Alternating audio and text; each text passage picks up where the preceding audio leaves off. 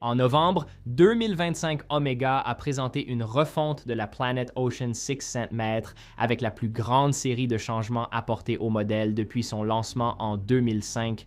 Avec cette version, la Planet Ocean a été entièrement repensée avec un nouveau boîtier, de nouvelles dimensions, une mise à jour du mouvement, un nouveau bracelet et la suppression de l'une des caractéristiques les plus controversées. C'est désormais la 4e génération de la Planet Ocean et j'ai en ma possession les 3 couleurs pour partager mon avis sur cette mise à jour.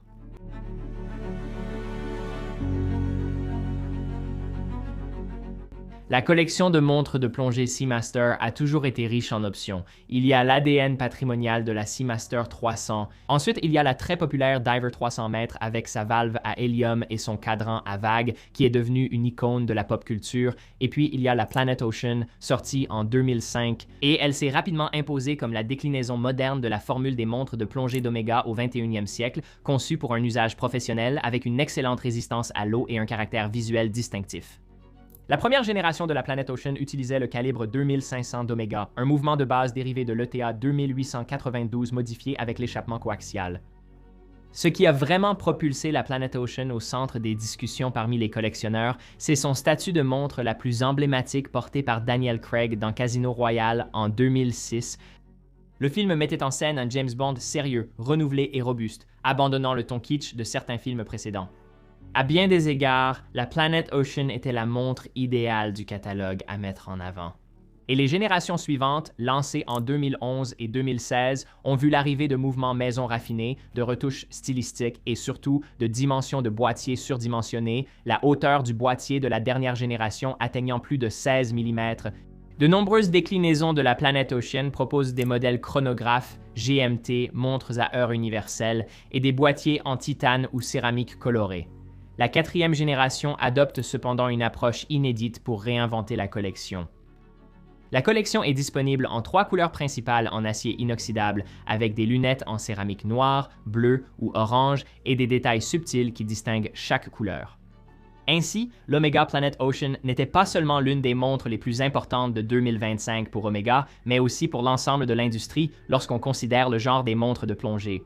Mais si vous voulez découvrir d'autres montres, 40 montres au total qui étaient les meilleurs choix de 2025 pour toute notre équipe, consultez le lien dans la description ci-dessous vers notre livre complet couvrant les 40 meilleures montres de l'année. C'est un livre physique dont nous avons créé une version numérique lors de l'enregistrement de cette vidéo. Je ne sais pas s'il nous reste des exemplaires physiques du livre, mais si vous souhaitez obtenir une version numérique de ce livre, elle est gratuite. Il suffit de créer un profil sur teddybaldassar.com. Toutes les pages seront conçues par notre équipe, les photographies réalisées par notre équipe, les textes rédigés par notre équipe. Et cela a demandé beaucoup d'allers-retours au sein de toute notre équipe de rédaction pour vraiment déterminer quelles étaient les 40 meilleures montres de l'année. Beaucoup de cela relève bien sûr de l'opinion, mais si vous voulez voir ce qui a vraiment attiré notre attention tout au long de 2025, vous trouverez un lien dans la description ci-dessous. Je vous le recommande vivement. Merci beaucoup pour votre soutien, notamment pour l'achat de la version physique. Pour la version numérique, consultez la description. Donc maintenant, en revenant à la Planet Ocean et en entrant dans les détails, c'est au niveau du boîtier que vous remarquerez les changements les plus marqués dans l'apparence de la Planet Ocean. Avec ses angles acérés qui remplacent les cornes-laires emblématiques d'Omega que l'on retrouve dans tout le catalogue, y compris la Seamaster 300M et bien sûr la Speedmaster. Les facettes tranchantes sont réalisées selon un motif plus linéaire plutôt que les courbes des autres montres Omega.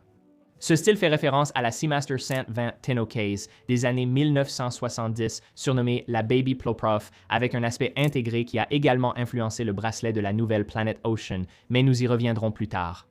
Les dimensions sont de 42 mm de diamètre, la taille à laquelle la Planet Ocean originale a été lancée. Cependant, ce sont les 2 autres dimensions qui seront favorables à ceux qui craignent que cette montre soit trop grande pour leur poignet. Maintenant, ces nouvelles Planet Ocean ont une longueur corne à corne très contenue de 47,5 mm. À titre de comparaison, c'est à peu près la même longueur que la Tudor Black Bay 58, une montre souvent saluée pour son format intermédiaire très confortable au poignet. De plus, la hauteur du boîtier est un autre domaine où la refonte apporte de grands avantages, ironiquement, en devenant plus petite. En disant qu'elle ne fait que 13,79 mm de hauteur, certains pourraient tiquer. Mais rappelez-vous, c'est une montre de plongée certifiée pour 600 mètres. Elle est aussi bien plus fine que les précédentes Planet Ocean, dont le boîtier mesurait plus de 16 mm d'épaisseur. En bref, c'est probablement la Planet Ocean la plus agréable à porter qu'Omega ait jamais créée, et cela inclut les versions de 39,5 mm, car celle-ci est environ 1/2 mm plus fine. La finition du boîtier en acier inoxydable présente un mélange de brossage sur le dessus des cornes et les côtés du boîtier, avec un large chanfrein poli entre les deux. Un verre saphir plat protège le cadran en dessous, avec le revêtement anti-reflet d'Omega des deux côtés, l'un des meilleurs du secteur, je dois le préciser. La lunette à 120 clics bruyante à l'oreille subit également d'importants changements avec un profil cranté très fonctionnel pour une meilleure prise en main et l'insert en céramique polie est désormais plus large et simplifié par rapport à certaines des versions multicolores récentes. Les coloris disponibles en noir, en bleu moyen et dans l'iconique orange Planet Ocean sont dotés d'une échelle de plongée en céramique blanche et d'un point lumineux appliqué à 12 heures. Le modèle orange est vendu 300 $ de plus que les versions noires ou bleues, que ce soit sur bracelet ou sur sangle, en raison d'un procédé de fabrication plus complexe nécessaire pour obtenir cette teinte orange précise. À 3 heures, une couronne vissée à la texture marquée est entourée de protège-couronne intégrés. En regardant de l'autre côté du boîtier, un détail auparavant présent est visiblement absent, la valve d'échappement à l'hélium à 10 heures. À l'époque, c'était indispensable pour la plongée en saturation, mais aujourd'hui, avec le retour de l'étanchéité du boîtier sur des modèles comme l'Ultra Deep. Grâce à un anneau intérieur en titane, cette évolution a rendu l'utilisation de la valve d'échappement à l'hélium inutile pour maintenir ses performances. Et en parlant de titane, Omega est resté fidèle à l'esprit des montres de plongée professionnelles en incluant un fond de boîtier solide de type NIAD en titane. La décoration est sobre, avec une représentation minimaliste gravée de l'hippocampe Seamaster, remplaçant les versions plus élaborées que l'on trouvait sur les anciens modèles. D'un point de vue décoratif, c'est certainement un pas en arrière, mais cela dit, cela a été fait pour affiner le boîtier. Et si vous regardez le profil latéral de l'actuelle Planet Ocean par rapport à l'ancienne, vous pouvez voir qu'avec un fond de boîtier gravé plus fin, la montre peut reposer beaucoup plus bas sur le poignet. Pour moi, je choisirais un boîtier plus fin plutôt qu'un fond de boîtier plus décoré sur une montre comme celle-ci, sans hésiter. Pour le système de fixation, la nouvelle Planet Ocean propose un bracelet caoutchouc avec maillon d'extrémité en acier ou un bracelet 3 maillons, tous deux à l'aspect intégré. Bien que cela ne paraisse pas, la Planet Ocean peut se porter sur un bracelet standard de 21 mm sans le maillon d'extrémité, donnant à la montre un profil plus classique. Le maillon d'extrémité n'apporte pas vraiment au porté car il descend directement. Le centre texturé du bracelet en caoutchouc évoque les maillons centraux et finit par une boucle déployante. Disponible en noir sur 3 variantes et en orange pour le modèle orange. Bien sûr, avec le bracelet, on retrouve toute cette attitude de Baby Plo Prof jusque dans le profil plus fin et plus plat des maillons qui s'accordent parfaitement avec l'esprit du modèle vintage. Les maillons extérieurs sont brossés et les intérieurs plus larges, entièrement polis, un style qui plaira à certains et d'autres préféreront un look plus utilitaire. Quoi qu'il en soit, le bracelet offre un large éventail d'options d'ajustement avec près de 10 mm de réglage rapide et cela n'inclut même pas l'extension de plongée, ce qui porte le total à plus de 30 mm pour le porter par-dessus une combinaison de plongée. Bien qu'il y ait quelques mises à jour importantes sur les cadrans, c'est ici que vous retrouverez de nombreux éléments familiers qui restent fidèles à la Planet Ocean des 20 dernières années. Cette sous-collection, la série Ultra Deep, se remarque immédiatement sur ces cadrans qui paraissent être des petits frères bien plus portables. Une chose que vous remarquerez peut-être aussi immédiatement, c'est la décision de supprimer la fenêtre de date, une caractéristique présente sur les modèles précédents. Que cela soit important pour vous ou non dépend de vos préférences, mais la symétrie apportée par ce choix donne un cadran bien équilibré et cela reste fidèle à l'esprit professionnel de la Planet Ocean. Car franchement, si j'étais à des centaines de mètres sous l'eau, je ne me demanderais sûrement pas « on est le combien déjà ?» Les aiguilles à plaquer Rhodium gardent le style Broad Arrow emblématique qu'on retrouve sur la Planet Ocean depuis ses débuts, avec du Superluminova vert sur la minute et du bleu sur les aiguilles des heures et des secondes en forme de lance. Les 3 variantes disposent d'un cadran noir mat pour une faible réflectivité, de chiffres arabes appliqués aux points cardinaux et de trapèzes appliqués remplis de matière luminescente ailleurs, avec des bords plus facettés pour s'accorder avec le boîtier. Les chiffres arabes, classiques sur la Planet Ocean, mêlent ancien et moderne, 6 et 9 ouverts de l'original, chiffres anguleux de la 3e génération. Les chiffres sont finis selon la combinaison de couleurs, orange mat pour la lunette orange, blanc mat pour la bleue et plaqué rhodium pour la version à lunettes noires. L'impression du cadran est en blanc sur toutes les variantes avec des marqueurs de minutes reliés et le logo Seamaster en écriture cursive avec la mention Professional ainsi que le logo Omega appliqué sous le 12. Au-dessus du 6, 3 lignes vantent les performances du mouvement Planet Ocean et son étanchéité. De nombreux changements ont eu lieu dans le calibre de mouvement d'Omega depuis la sortie de la Planet Ocean il y a 20 ans, et la toute nouvelle Planet Ocean est équipée du calibre 8912 comme moteur, le même que l'on retrouve à l'intérieur de la Planet Ocean 6000 m Ultra Deep et de la Seamaster 300. Dans la hiérarchie des plongeuses Omega, la série 8900 indique 2 barillets plutôt qu'un seul barillet dans la série 8800. Il y a une augmentation de la réserve de marche de 5 heures, mais la véritable raison d'introduire 2 petits barillets est de maintenir une chute progressive du couple et une transmission d'énergie plus constante dans le train de rouage jusqu'à l'échappement. Bien sûr, le calibre 8912 fonctionne comme il se doit dans un modèle phare d'une des plus grandes marques mondiales de l'horlogerie, avec des certifications Master Chronometer par Metos qui soumettent les mouvements entièrement emboîtés à une série de tests rigoureux. Il est doté de l'échappement coaxial qui a été inventé par le Dr George Daniels, fonctionne à une fréquence de 3,5 Hz ou 25 200 alternances par heure, possède un balancier à inertie variable avec un spiral en silicium et offre une réserve de marche de 60 heures grâce aux 2 barillets montés en série.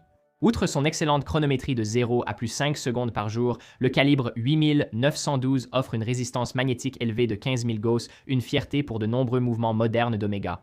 Ma caractéristique préférée de ce mouvement est l'aiguille des heures réglable indépendamment et l'absence de date en fait une combinaison idéale pour les voyages. En fait, la mesure du temps reste ininterrompue pendant les réglages, ce qui signifie que vous n'avez pas besoin d'arrêter votre montre pour effectuer le changement.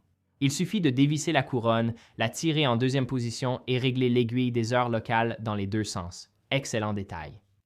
Comme indiqué, le calibre 8912 est dissimulé sous le fond en titane massif, mais Omega le décore de côte de Genève en arabesque sur le rotor et les ponts. Vous avez des vis noires et une gravure rouge. Donc, j'ai eu beaucoup de temps pour vraiment réfléchir à mon avis sur ces nouvelles Planet Ocean. J'ai pu les voir un peu avant leur présentation au public. En les essayant la première fois, j'ai été choqué car je les voyais comme la plupart des gens. Voir les spécifications et les essayer sont très différents pour la Planet Ocean, qui se porte d'une façon unique par rapport aux autres Planet Ocean que j'ai essayées. Donc, pour essayer de résumer tout ça, je pense qu'on devrait parler du contexte des autres modèles phares de plongée d'Omega. Donc, avec un prix de vente au détail commençant à 6 600 $ sur bracelet pour la Planet Ocean, allant jusqu'à 9 500 $ pour la version orange sur bracelet, la Planet Ocean est certainement une offre plus haut de gamme. Comparé à la Deaver 300M qui commence à 6 300 $ sur un bracelet en caoutchouc et la Seamaster 300 qui arrive à 7 600 $ sur un bracelet. C'est le cas depuis un certain temps, car la Planet Ocean a toujours été considérée comme la sous-collection la plus moderne et la plus professionnelle des plongeuses d'Omega. Pourtant, malgré cela, elle a toujours été à la traîne par rapport au succès de la Diver 300M, et pour être franc avec vous, je n'ai jamais vraiment été un grand fan de la série Planet Ocean. Je veux dire, je les ai appréciées, mais je n'ai jamais pu m'imaginer en posséder une par rapport à la Diver 300M et à la Seamaster 300, surtout par rapport à la taille de mon poignet. Mais avec cette nouvelle Planet Ocean, pour la première fois, je suis vraiment intrigué à l'idée d'en posséder une. Le look est plus uniforme et équilibré sans la date ni la valve d'échappement à hélium. Il y avait un élément d'identité qui venait avec la valve d'échappement à hélium et je pense qu'il faut le reconnaître, mais personnellement, je préfère cette montre sans elle. Je sais que beaucoup pensent comme moi, car je vois souvent des commentaires voulant sa disparition. Et comme c'est souvent le cas sur Internet, je parie que certains des commentaires les plus populaires sous cette vidéo vont soudainement parler du fait que la valve d'échappement à hélium leur manque. C'est comme ça que ça se passe. Maintenant, le boîtier est le plus agressif de tous les modèles de plongée Omega, même si cela semble approprié vu le positionnement de la Planet Ocean. J'aime les facettes latérales plus marquées du boîtier. Le bracelet, bien fini et doté d'un excellent micro-réglage, verra son maillon central poli-miroir marquer l'usure avec le temps. Et pour une montre comme celle-ci, ça semble un peu déplacé. Cette montre fait vraiment beaucoup plus montre-outil que certains autres modèles de plongée Omega. Je sais que c'est étrange de dire ça d'une montre de plongée à 9 000 $, mais c'est vraiment l'impression qu'elle me donne. La Dao est superbe, surtout avec le bleu et l'orange et leurs chiffres en bloc. Et puis il y a la taille du boîtier. C'est une amélioration énorme et c'était la principale raison pour laquelle je n'avais jamais envisagé l'Omega Planet Ocean auparavant, car même le modèle de 39,5 mm était un peu trop épais à mon goût. Et c'est vraiment étrange pour moi. Je regarde une Omega Planet Ocean, elle ne dépasse pas du poignet. On peut en quelque sorte la glisser sous certains poignets de chemise, pas les plus serrés, mais ça reste possible. Je veux dire, elle s'en sort vraiment bien au porteur. Et c'est tellement nouveau pour la série Planet Ocean. Je pense que si je devais résumer cette Planet Ocean en une phrase, ce serait celle-ci. Omega, avec cette mise à jour, a conservé les capacités professionnelles de la Planet Ocean sans que cette recherche n'entrave le port quotidien pour de nombreux collectionneurs. La Planet Ocean était autrefois un choix de niche chez les fans d'Omega, il faut s'en souvenir. Elle n'a jamais été destinée à être un gros succès grand public comme la Diver 300M par exemple. Cela dit, avec cette mise à jour, je vois ce modèle devenir de plus en plus populaire et je pense que c'est une évolution bienvenue pour ceux qui recherchent une Planet Ocean plus adaptée à un usage quotidien. Voici mon avis sur la nouvelle Omega Planet Ocean. Je suis vraiment fan de cette montre. Le prix et le positionnement face à d'autres plongeuses ne feront sans doute pas de ce modèle la montre de plongée Omega la plus populaire, mais ces mises à jour devraient rendre la Planet Ocean plus visible qu'avant. J'apprécie beaucoup son porté. Et si vous êtes comme moi, hésitant à porter une Omega Planet Ocean, essayez celle-ci. Vous pourriez être agréablement surpris. Qu'en pensez-vous? Vous aimez cette montre? Vous ne l'aimez pas? Laissez vos commentaires ci-dessous. Je sais qu'il y a probablement déjà des propriétaires de ce modèle. J'aimerais vraiment voir vos commentaires à ce sujet, surtout si vous n'étiez pas fan de la Planet Ocean avant cette nouvelle génération.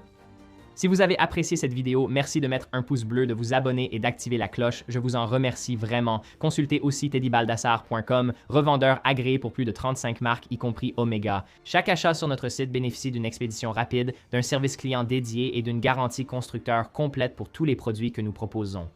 De plus, la meilleure façon de nous permettre de continuer à faire ce que nous faisons ici et de soutenir notre contenu, c'est d'acheter une montre. Nous savons que vous pouvez acheter une montre à beaucoup d'endroits différents aujourd'hui, mais cela nous permet de continuer ce que nous faisons ici. Nous aimons ce que nous faisons, mais merci encore à tous d'avoir regardé. Prenez soin de vous et je vous dis à très bientôt.